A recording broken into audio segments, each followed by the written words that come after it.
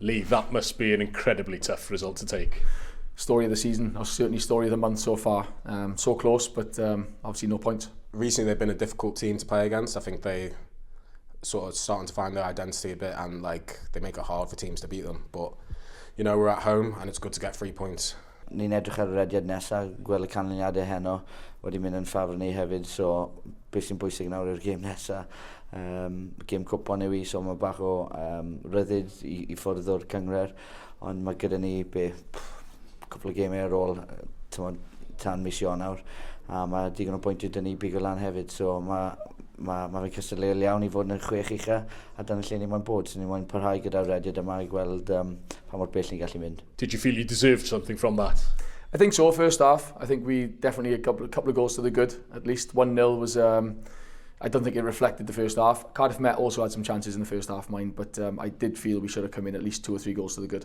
Does it feel like there's competition for places at the moment and that you're all pushing each other? Oh, 100%. You can see it in training as well. Like, some lads are not happy and feel like they should be starting, and you know, they have every right to feel like that. But I think it's a good problem to have when you have so many players that they can step up to the plate at any point during the season, and we're going to need that later on in the season, 100%.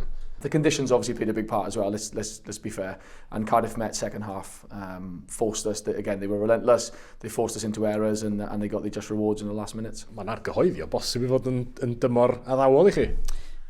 Ydy, ac be ni moyn sicrhau bod mae'r argoeli yna yn troi mewn i ffeithiau, bod ni'n mynd trwy rowndiau yma a bod ni'n troi perfformiadau mewn i bwyntiau, achos allwch chi perfformio'n dda fel wnaethon ni ar ddechrau tymor a ddim pigo lan pwyntiau. Ni perfformio heddi a pigo lan pwyntiau, dyna beth sy'n bwysig. 9 games now without a win. Can you see yourselves turning this round soon?